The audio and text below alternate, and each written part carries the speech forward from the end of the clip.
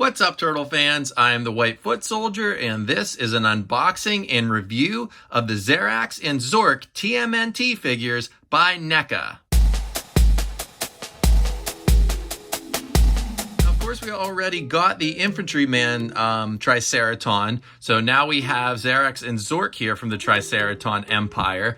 If you recall, these guys first appeared in Night of the Dark Turtle in Season 7 of the classic TMNT cartoon.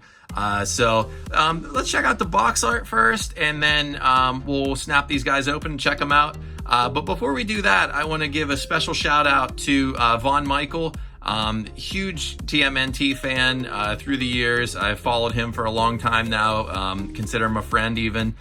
So very, very thankful that he hooked me up with this set. The Collectors Helping Collectors on Twitter right now is doing wonderful things, and I'm glad to be a part of it, and it's helped me out tremendously.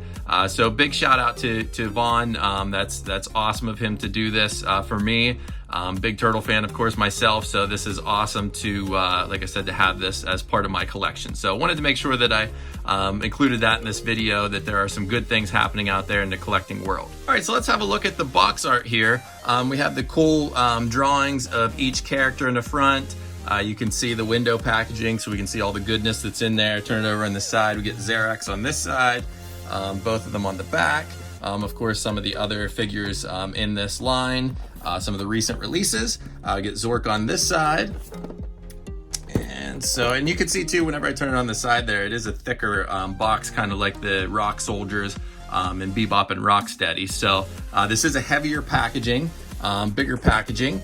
So let's break this open and check these guys out, and we can compare with the Infantryman as well. All right, guys, Zarax and Zork are now broken free out of the plastic here. Let's take a look at some of the accessories. So each figure comes with 3 different hand swaps. We can see that these are kind of the gripper hands, kind of the trigger hand for the other accessories that we're going to talk about here in a second. And then they each come with the tail, of course. Now, the tail is the exact same tail that Leatherhead comes with, and the exact same tail as the Infantryman, of course. So you can see has kind of like the spikes on it, and that was the biggest complaint, I think, for most collectors. Is that in the cartoon series you didn't see those spikes on their tail. They almost look like a big marshmallow or a big pillow tail that were, pretty soft and stuff. So that's a minor complaint, though. I understand the cost cutting and whatnot, but that's just something I did want to point out there. We also get a couple of blasters. So this one's cool because it almost looks like it has the laser like down in. It's painted orange down in there. So this one also comes with the Triceraton Infantryman, of course. So this is one of my favorite accessories, actually, for these 3. That's just some dust or what that is on there. So yeah, so a lot of detail on that guy. Get a rifle as well. And we get another blaster. A little bit of green up there by the, I don't know how well that's showing up on camera, but almost like some green paint or a green sticker up there on the scope area. And then we also get 2 gauntlets. Now these gauntlets are Zarax's. If you look at the cartoon, you can actually see Zarax wears these. Now these are a softer plastic because they will go around his wrists, and will pop off his hands here, and we can get these on and check them out. But first, let's actually get the tails on, and then we'll do that. And of course, these just have a ball joint on the back, just like the other ones.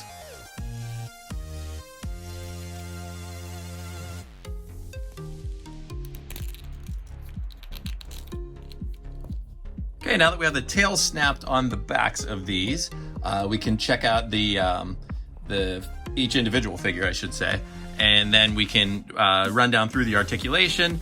So we'll start off with Zarax here. Now, Zarax has an interesting head sculpt because up in the horns here, he has these like little, like almost coverings over his horns. So those are kind of cool, just like it is on the cartoon, of course, that is accurate. On the frill here, these are kind of sharp. This is pretty thick material on there, so it doesn't flex at all. And then, of course, we get kind of the same head shape and like in the cheeks and the eyes as the Infantryman. So I think they did use some of the same parts for that. And then they did add a cool twist to it though, because you can actually, let me see if I can get my finger up in there. You can open his mouth. So that's a neat feature there that you know, is different between this and the infantryman. So I like that they added that in. You can see the tongue and everything up in there, and then it's just painted black on the top of his mouth. So I really like how that looks actually. That's really neat. Really good paint deco overall. Get some nice armor in the chest and belly area, and then some shoulders. So this is just kind of laid over top of it there and then glued on. You can see kind of the pieces that, again, some more recycled pieces, which, as I mentioned before, that doesn't bother me.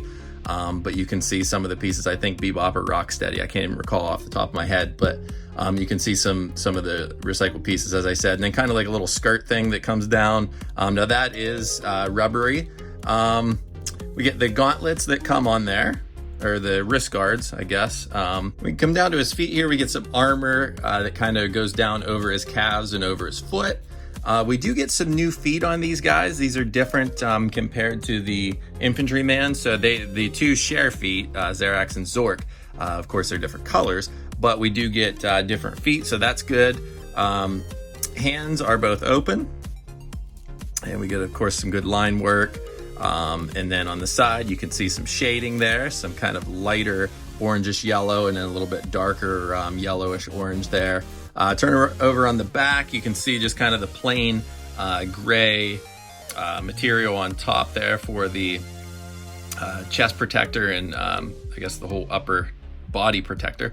What else? Did I miss anything else there? Of course, the tail, we get some detailing on there.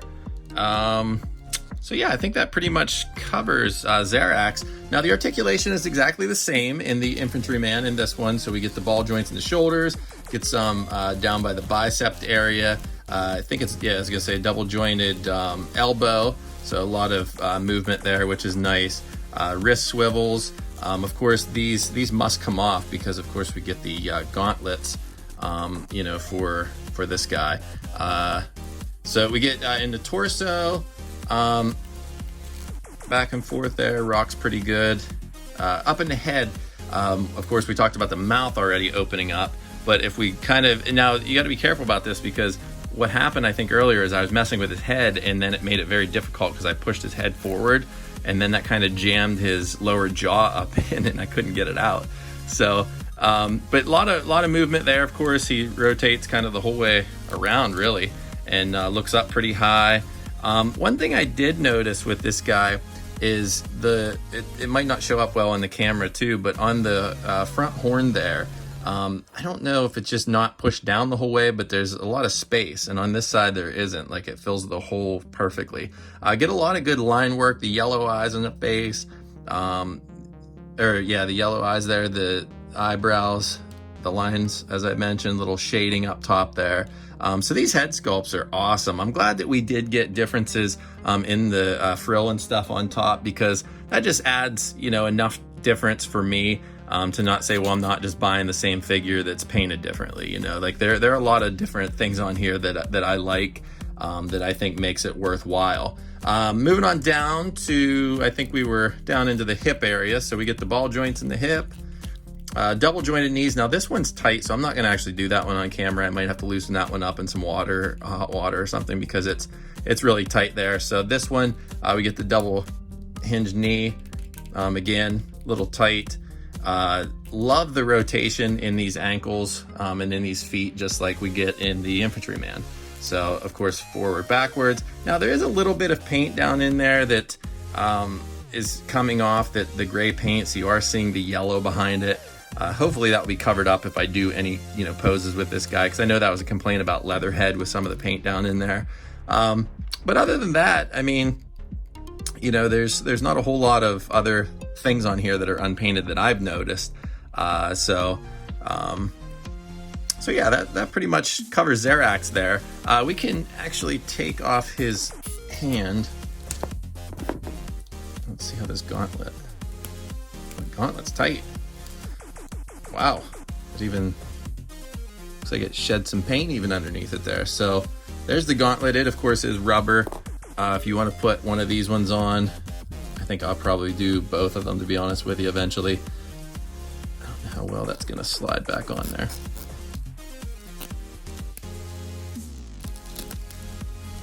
There we go.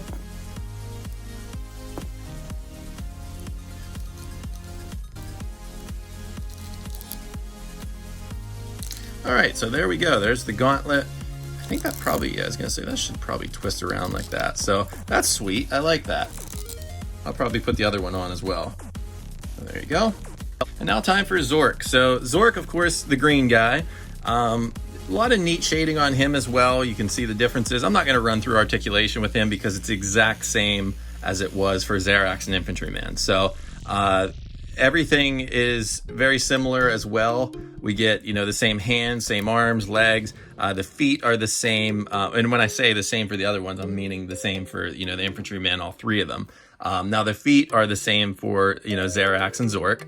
A lot of rotation in the feet. These are brown, so you're seeing a difference in the shading there actually. It's kind of like a lighter, almost olive on the front, and then a darker shade of brown there. We get some line work down there, some black. That's something I don't think I pointed out on the other one there, but a lot of nice line work.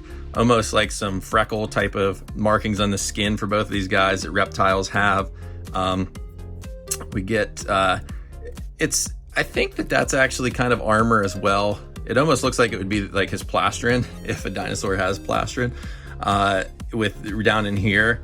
But I think that it is meant to be kind of like the armor or the clothes that he wears, some different colors. And then we get, let's see, that belt.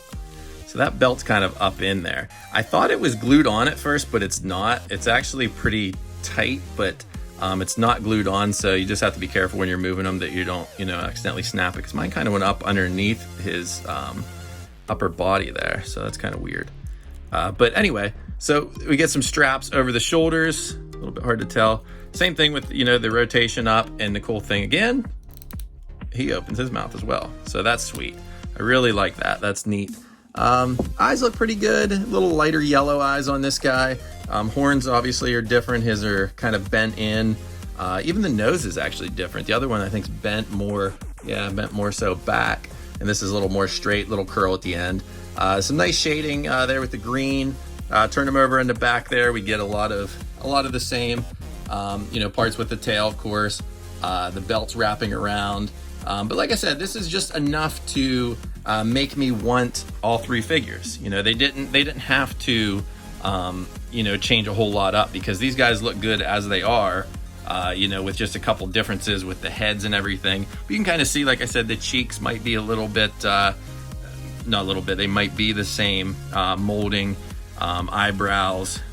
So there is some different line work and stuff though. If you look at the top, like his kind of come around at the top there. I don't know how well you can actually see that. Let me bend it down.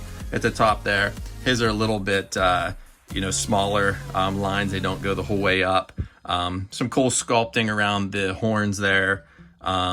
The frilled, yeah, I was gonna say it's kind of hard to see there, but he does. He has lines on the frill, and it is black, but it just doesn't show up as well because they actually grooved it in there. They told the lines in.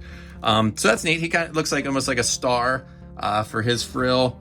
But yeah, like I said, the head sculpts are really what separate these guys, I think, as far as, you know, with the frill and the different horns. And then, of course, we get the shoulder pads on him, too. I don't know if I touched on that. And the wrist guards. So let's bring in the Infantryman here, and we can kind of have a look at all three together. All right, so here's a good look at these three guys together. You can see there are a lot of differences. I mean, you know, especially in the paint and the head that stand out. Like I said, the arms and legs, and that doesn't bother me at all. You know, we get some differences, of course, in the wrist guards. He doesn't have like the booty armor on his feet. Different feet overall. So again, it doesn't bother me that the recycle parts. I know that bothers other people. Doesn't bother me. These guys look awesome. Super pumped to have the Triceraton Empire. Again, huge thank you to Von Michael for hooking me up, man. I really appreciate it. You actually hooked me up with both sets, the Infantryman and Zarax and Zork. So thank you again for that. And thank you so much, guys, for watching. And please subscribe for more TMNT news and reviews.